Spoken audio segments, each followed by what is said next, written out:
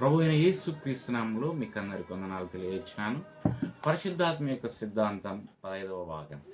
ఈ 15వ భాగంలో అద్భుతాల వరం గురించి మనం నేర్చుకుందాం.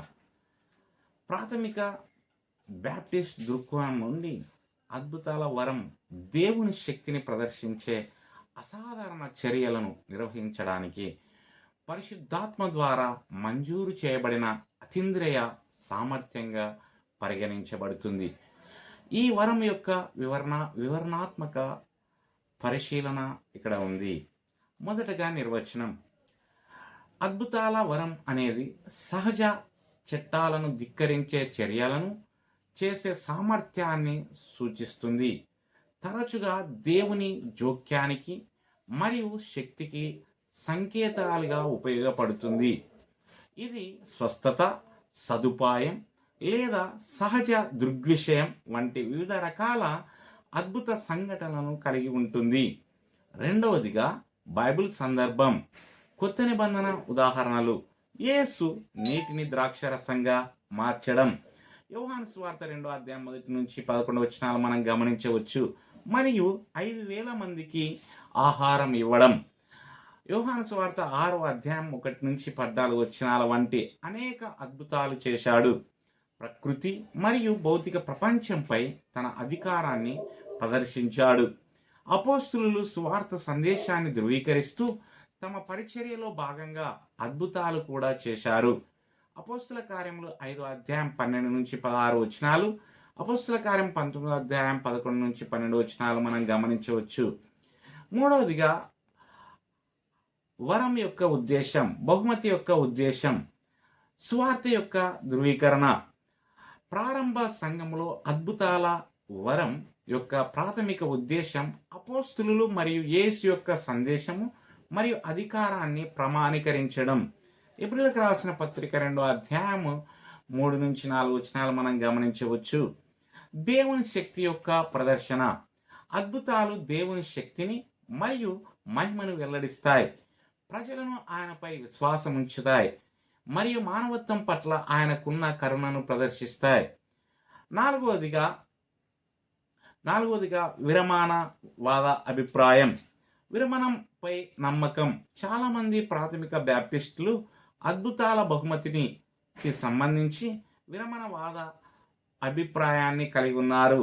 అపోస్తలిక్ యుగంతో ఇటువంటి అద్భుత బహుమతులు నిలిచిపోయాయని నమ్ముతారు.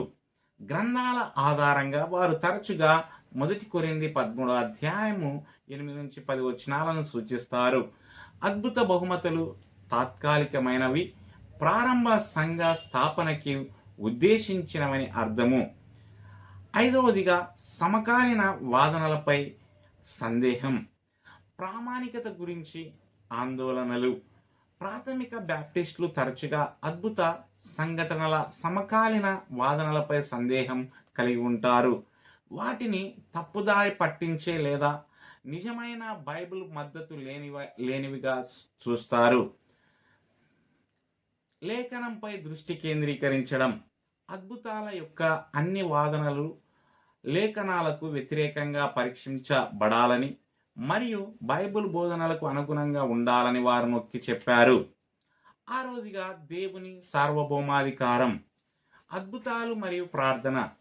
అద్భుతాల యొక్క నిర్దిష్ట బహుమతి ఆగిపోయినట్లు కనిపించినప్పటికీ ప్రాథమిక బ్యాప్టిస్టులు దేవుడు తన ఇష్టానుసారం అద్భుతాలు చేయగలడని విశ్వసిస్తారు. వారు దేవుని సార్వభౌమాధికారాన్ని విశ్వసిస్తూ క్లిష్ట పరిస్థితుల్లో దైవిక జోక్యం కోసం ప్రార్థనను ప్రోత్సహిస్తారు. యాకోబు రాసిన పత్రిక 5వ అధ్యాయము 16వ వచనంలో మనం గమనించవచ్చు. దేవుని శక్తిపై విశ్వాసం. దేవుడు ఇప్పటికీ అద్భుతమైన మార్గాల్లో పనిచేయగలడని వారు ధృవీకరిస్తున్నారు. అయితే ఇవి వ్యక్తులు చేసే బహుమతులుగా కాకుండా దేవుని చర్యలుగా పరిగణించబడతాయి. సారాంశంలో ప్రాథమిక బ్యాప్టిస్ట్ దృక్కోణం నుండి అద్భుతాల బహుమతిని అనేది దేవుని శక్తిని ప్రదర్శించే అసాధారణమైన చర్యలను చేసే అతీంద్రియ సామర్థ్యంగా అర్థం చేసుకోబడింది. ప్రాథమికంగా ప్రారంభ సంఘంతో సంబంధం కలిగి ఉంటుంది. అనేక ప్రాథమిక బ్యాప్టిస్టులు ఈ బహుమతిని నిలిపివేసినట్లు నమ్ముతారు. ప్రార్థన యొక్క ప్రాముఖ్యతను మరియు దేవుని సార్వభౌమాధికారంపై విశ్వాసాన్ని నొక్కి చెప్పారు. అదే సమయంలో అద్భుతాల యొక్క ఆధునిక వాదనల గురించి జాగ్రత్తగా ఉంటారు. అద్భుత సంఘటనలకు సంబంధించిన అన్ని విషయాలలో వివేచన మరియు లేఖనానికి కట్టుబడి ఉండవలసిన అవసరాన్ని వారు నొక్కి చెప్పారు. దేవుడు ఈ మాటలను దీవించి ఆస్వాదించునుగాక. ఆమెన్.